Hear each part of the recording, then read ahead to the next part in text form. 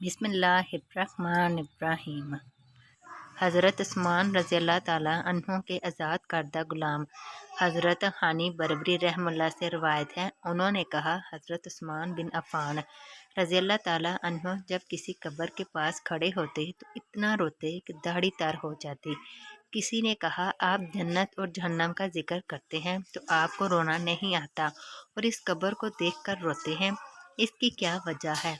उन्होंने कहा, रसूलुल्लाह सल्लल्लाहु अलैहि वसल्लम ने फरमाया, कब्र आखिरत की पहली मंजिल है।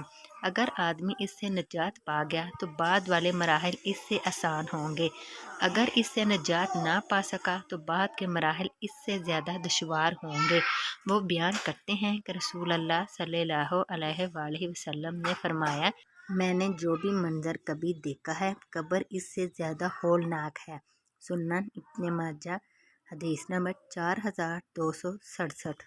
हज़रत बरा बिन आज़िब रज़ियल्लाहु ताला अन्हु से रिवायत है, नबी सल्लल्लाहु अलैहि वसल्लम ने एक आदमी से फरमाया, जब तू सोने लगे, या फरमाया, जब तू अपने बिस्तर पर जाए तो कह, ऐ अल्लाह, मैंने अपना चेहरा तेरे ताबिया कर दिया और अपनी पुश्त तेरी तरफ झुकाई और अपना मामला तेरे स्पुर्द कर दिया, सवाब में रगबत करते हुए और तेरे अजाब से डरते हुए। तेरी बारगाह के सिवा कोई ठिकाना और जाए पनाह नहीं। मैं तेरी इस किताब पर ईमान लाया जो तूने नाजिल की और तेरे इस नबी पर ईमान लाया जिसे तूने भेजा। फिर अगर तू इस रात में फौत हो गया तो तेरी मौत फितरत दीन इस्लाम पर होगी, और अगर तुझे हैरियत से सुबह होगी तो तेरी ये सुबह इस हाल में होगी कि तू बहुत भलाई हासिल कर चुका होगा। सुनन इब्न माजा हदीस नंबर 3876। हज़रत अब्दुल्ला बिन मसूद रज़ियल्लाहु ताला अन्हु से रिवायत है, नबी सल्लल्लाहु अलैहि वसल्लम जब बिस्तर पर तशरीफ़ ले जाती तो अपना दायां हाथ अपने रुखसार के नीचे रख कर फरमाते, तर्जमा, ए अल्लाह, मुझे इस दिन से अपने अजाब से महफूज रखना जिस दिन तू अपने बंदों को उठाएगा या अपने बंदों को जमा करेगा। सुनन इब्न माजा हदीस नंबर 3877।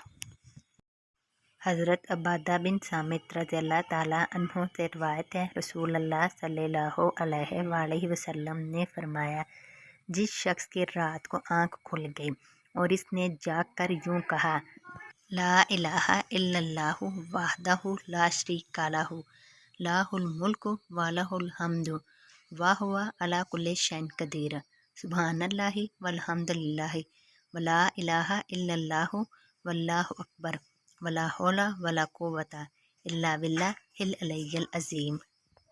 और बुलंदियों और अज़मतों वाले अल्लाह की मदद के बगैर ना बुराई से बचाव मुमकिन है, ना नेकी की ताकत।